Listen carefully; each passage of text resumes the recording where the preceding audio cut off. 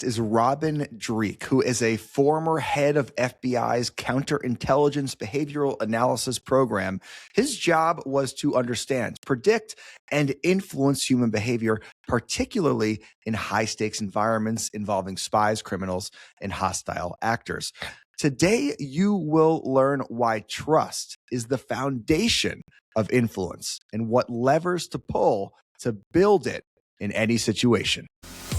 Welcome to The Charismatic Leader, the show that helps you communicate clearly, connect deeply, and influence powerfully. I'm Brett McDermott, and every episode we dive into the science, the skills, and the stories behind what makes certain people magnetic, why some leaders inspire action and others get ignored. It's about communicating in a way that makes people lean in, open up, and feel valued. Because charisma isn't a gift. It's a practice. All right, Robin Dreeke, welcome to the show. Hey, thanks. Very happy to be here, Brett. Thanks for having me on. Appreciate it. Yeah, I'm excited for this conversation, and I'd like to start at the top, talking about one of your foundational models that you talk about and you teach, and it is the behavioral equation, right? Trust equals rapport plus credibility divided by self-interest. I'm just kind of curious, like, how did you come up with that equation, and why do you feel that is the best way to repeatedly build trust? Wow, that takes me way back. Like, wow, I'm going to follow you on my stuff. Each of our lives is such a journey, and so we all make thumbprints along that journey, and Sure. so it takes me back. The equation really just comes down to I'm going to simplify, because that's a beautiful equation. Sure. I got to write it down even though it's all my own, right? It really comes down to a really simple premise, because I think what we all do in life is we try to make the complicated simple.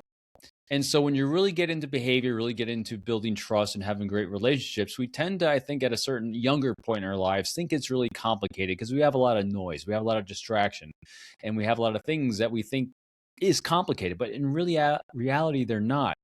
And so as I've gone down this path, and each time I have a human interaction, I do the most important thing all of us can do is debrief myself afterwards. What could I have done better? What could I have done or said a little bit differently to kind of shape this conversation, this relationship to be more healthy, more proactive, and invigorating for both people, not just me. And it really came down to a deeper understanding of human beings. And the foundation core of that equation is really simple. What can you do to inspire someone to feel safe with you? All those things circle around that, but that is at our biological, genetic, and social status. We all just want to feel safe. We want to feel valued. We want to feel seen. And we want to feel that someone sees our presence. And we want it to be done to us organically, genuinely, sincerely. And so that is founded on that foundation of trust. And trust is simple in the fact that we want to have open, honest communication, transparency, and vulnerability with other people, because those are behaviors of trust that inspire someone to feel safe. So yes, that's a complicated way to say, just help people feel safe with you. Right. And in your years working as an FBI agent, what were the actions, the levers that you consistently pulled in those, high tension interactions to build that trust? Yeah. Great question. Earlier in life, I was doing right things, but overcomplicating it. And I would do things like focus on how can I elicit this piece of information from someone? How can I convince them to do what I want them to do? How can I get someone on my side? In other words, all get, want, convince, all those words were about me. Right. And we're going to succeed many times doing those things because they line up, we get lucky, or someone happens to want to go along with us. But when we're so self-centered and self-focused, we have peaks and valleys. We have a great success, great failure, success, failure, which we've all experienced many times in our lives. But when I cracked this code, this became the real fundamental code of all of it. And it only happened through lots of reps, lots of failures, lots of reflection. And it's really simple. Whether I'm recruiting a spy, or whether I'm recruiting my management to say yes to the operation I want to do to recruit a spy, or I want to inspire my children to listen to me, or my neighbors to get their dog to stop barking. It's all the same. It's really understanding this. If I can identify a critical priority, challenge, need, want, dream, or aspiration in your life, or a friction point in some way, and I can offer you a resource in terms of solving that, we're going to have a relationship. And so, recruiting a spy, I'm trying to identify a critical life challenge an individual is facing, and then offering a resource in terms of them solving that critical life challenge. And then I cascade on top of that. They can trust me with their life, with that communication that I already talked about: open, honest communication, transparency, and vulnerability. All of this is completely 100% anti-manipulation, subterfuge free, because anytime a human being has even a slightest inkling from their perception, doesn't even matter if it's reality to you or not, it's only a matter to them. If they think there's some subterfuge, deception, or manipulation attempt, you won't have trust, no relationship, no moving forward, no success in anything for anyone. And so that's why it's almost counterintuitive to what we see on TV and the movies with how we do these things. And it's not some cheap carnival trick about how to get a telephone number or a PIN number from someone. I mean, that's the easy stuff. That's what mind guys do. And that's what I call it, carnival tricks. But because all the premises are exactly the same. How do you inspire someone to feel safe to give you information it's not in their best interest to give you? How do you inspire someone to feel safe? And so when you take it to that altruistic, humanistic level, and that's what I'm doing in these situations. How do I inspire them to feel safe with me? I identify that critical life challenge or need that they have. I become a resource to them solving that problem. I do so with those behaviors of trust. See, it's really simple. So is this like a question you ask yourself going into a meeting or a conversation, or is it something that you find out on the fly? Like, how does this usually happen in practice? Everywhere.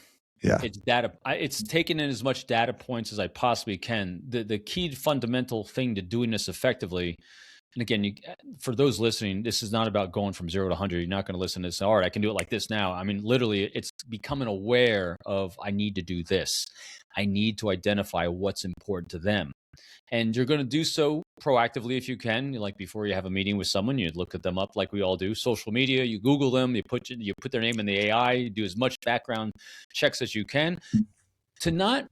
It's interesting when I do a lot of true crime commentary on TV news right now. And when I'm looking at all these cases I do exactly the same thing. I type in a name and I type in, tell me about their background, tell me about their family, tell me about their upbringing. Because when I start understanding their life arcs, I'm going to start understanding what's important to them. And then I can start seeing data points of some pain points, some friction points, where they struggled, where they fell down, things they're trying to achieve. So I'm trying to bring all that in ahead of time if possible. But if I can't, because they're ghost online and there's no presence or there's just no time to do it, I'm going to collect it on the fly. And I do that by asking simple questions, I could ask it for you right now.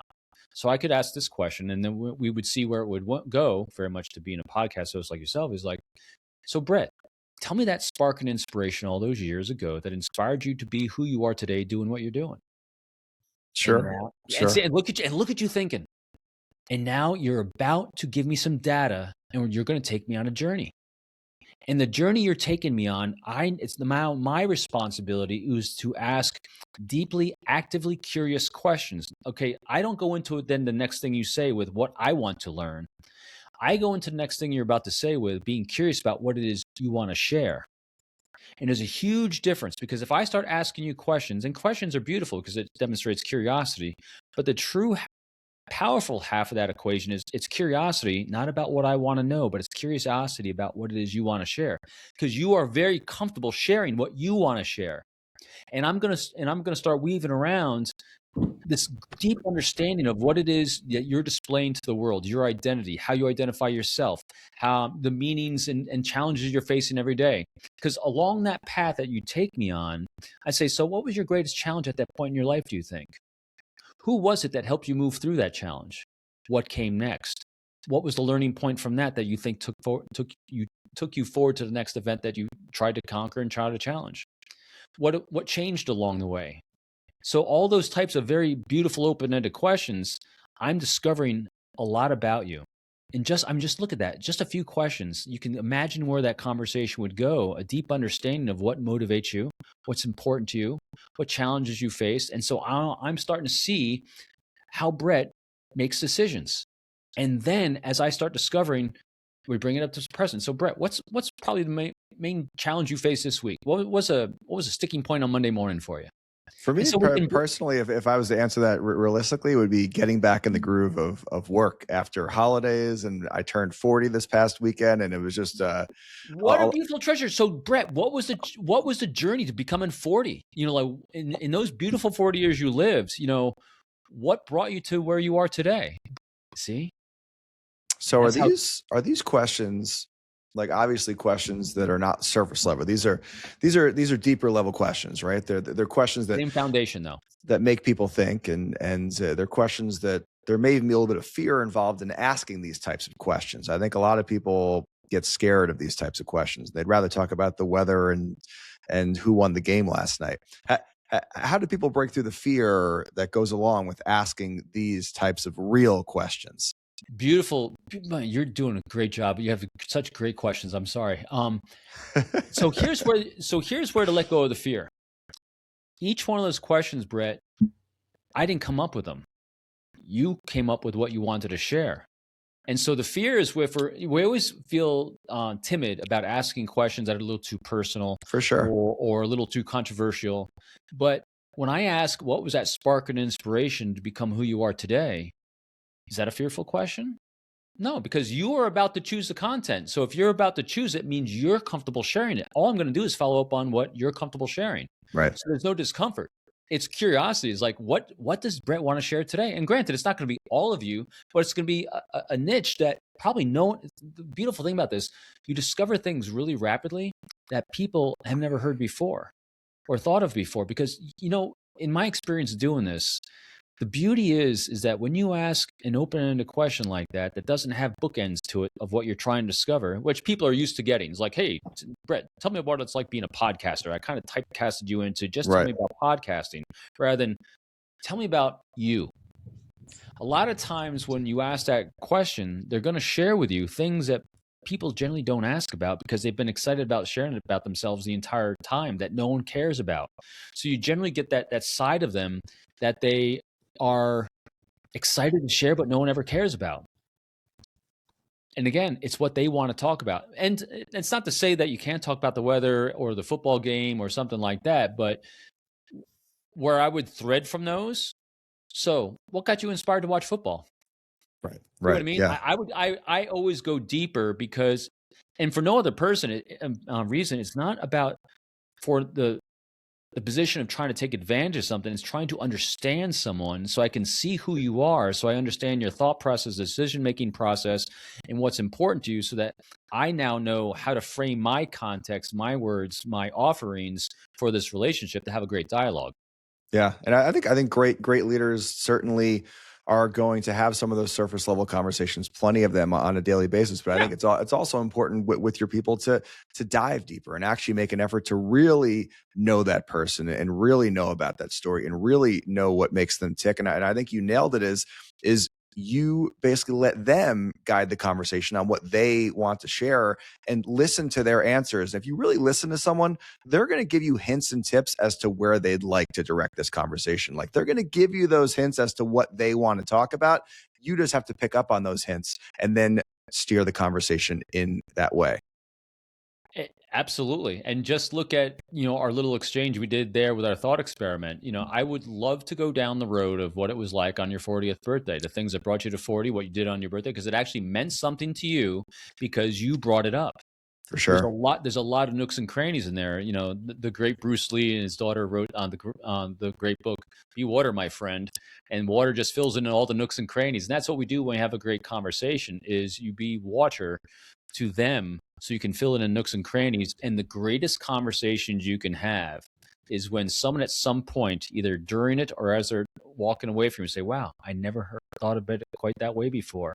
I didn't realize that this person meant so much to me. So when you are part of someone's discovery process of, one, why they're great and seeing the greatness in others, and two, helping them discover something that was unknown to them or was a blind spot to them in a very positive way, how do they now see you? They can't wait to see you walk around that corner. For leaders, it's because remember, not once in here have we said you want to be liked. This is all about how you want to connect. And that's what great leaders do. That's what great human beings do, is we know how to connect, because all problems we face are interpersonal problems. because we can solve anything with relationships. For sure. You might not have the relationship you need now, so you need to understand, who do I need to have on my team, and how do I inspire someone to want to be on my team? And I use that word inspire because I don't want to influence someone. I don't want to persuade someone. I don't want to convince someone. Those are not, but I don't ever judge words as good or bad. They just have a cause and effect inside ourselves and with others. Because if I'm thinking in terms of influence, persuade, or convince, that's about what I want. And that's fine. I love using the word inspire, though, because, Brett, if I want to not convince you or persuade you to tell me about your 40th birthday, that's about what I want to find out. Instead, I think in terms of, how can I inspire Brett to want to talk about his 40th birthday? Right. Right. There is a difference there. There is a 10-degree shift. And I think if any leader wants their people to show up for work every day and play full out and bring their best effort and their best ideas and their best self to the table, then there has to be trust and there has to be connection. And these are the levers that leaders can pull on a daily basis to build those two components. And I want to talk a little bit about something that I've heard you speak of in the past, and it's about suspending the ego, right? Suspending your ego as a trust accelerator, and how ego is to some extent the enemy of connection. I'd love for you to go a little bit deeper into that. Yeah, it's a tricky one with us, isn't it? It's easy to say ego suspension. It's technique 5 in my 10 techniques to quick rapport. It's the bedrock for everything I do is ego suspension. Easy to say, tough to do, because we're genetically and biologically hardwired for ego. Yes. It keeps us alive, right? Because our self-interest keeps us moving and from dying. And so ego suspension is challenging because we're overriding this natural self-centeredness. And that's a more accurate way to say it, because when you say ego, people think I'm narcissistic or too grandiose or something. No. Ego is just about self-interest. And that's not a bad thing. It's just what we do for survival. We are generally self-interested because we're solving our problems first so we can be a resource for others. What I'm talking about with ego suspension is, all right, so we know my natural inclination is every time I'm facing a problem, I'm going to be thinking, what do I need to do? How do I make myself look good? How do I achieve and conquer? Whatever it is, it's me. Here's ego suspension. And here's what leaders do. Leaders aren't solving their problems. They're moving the objectives and they're solving, problems to move the mission forward for the team and the group and organization. But the way to do that is think in terms of, what can I do to be a resource for them? I need to overcome that impulse of self-interest and be interested in the interests of others. Take care of those priorities of others, understand what those needs, wants, dreams, and aspirations and pain points of others are, and be a resource to them. The anecdote people use all the time is like, hey, if you could advise your 20-year-old self the things you know today back then to be better, it's this. Instead of always thinking in terms of what I can do to make myself shine, I should have been thinking of, what can I do to make those around me shine? How can I make my boss's life just a little bit easier today? In order to do any of those things, I have to understand what's important to them. In order to understand what's important to them, I get outside of myself and truly connect with them to hear those things that we were talking about, how to have those conversations. Because leaders, they're doing very simple things in life. They're solving objectives, priorities, and goals of organizations and institutions. 2, in order to do that, they're creating, as Simon Sinek talks about, the golden circle of trust, or the circle of trust. And they're doing that by safe environments, psychologically, physically, and emotionally. So they want to keep people safe. And finally, they're an available resource for the success of others in terms of their challenges, priorities, and pain points, without the expectation of reciprocity. In other words, it's not a give in order to manipulate you to give me something in reciprocity. It's giving for the sake of, this is what leaders do. They take their energy and they impart it onto others, and they stay very positive along the way.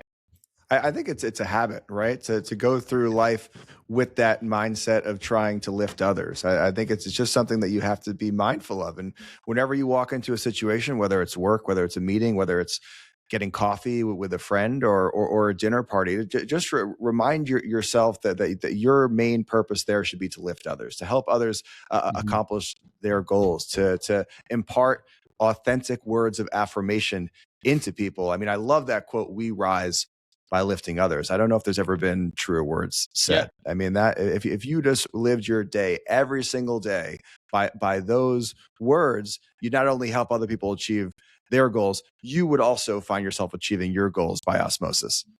not only solving their goals, your goals, but here's the beautiful goal that we all get out of that by doing service. Matter of fact, anyone that's been in a 12-step program or around 12-step programs, the last step in 12 steps is be of service. And here's why. For our mental brain health, there is nothing better than serving others for our own sobriety and brain health. Nothing. It's why it's part of all these recovery programs. It's part of life in general. Like during COVID, a lot of us faced our own challenges, or we had people around us facing a lot of mental health challenges because it was horrendous. My first recommendation always for people that were struggling was go help someone today. You're going to feel better. It's just because we are genetically, again, biologically coded to work in teams in collaboration with others. When we do so, when we're of service to others, and especially when we partner with people that have gratitude and they demonstrate how grateful and thankful they are for the service you gave them, our brain is firing with endorphins, dopamine, serotonin, and oxytocin. The big four in our brains are firing majorly, saying this person is great for us. This situation is fantastic for us. It is a self-fulfilling prophecy at that point that, wow, being of service to others makes me feel great. I need to do more of it. That's why you see organizations that have that great, healthy leadership at the top with that kind of mentality are the ones thriving. Because those leaders are addicted to being of service. So it's funny how addictions work. Sex, drugs, rock and roll, chocolate, and non-judgmental validation and service to others. It's all doing the same thing in the brain. Right. Just choose your poison. I'm going with the poison. It's very healthy for my brain, which is being of service, but it's doing all the same things. Yeah, I'd rather be of service and get that dopamine release than pound chocolate bars or booze. Yeah, or too much booze. Now, I've heard you talk about the importance of non-judgmental curiosity, and I'm curious from like an influence skill perspective. How do we pull that curiosity lever without being judgmental of our fellow person? Yeah, I wish I could flip a switch for people on this one. This was a journey for me as well.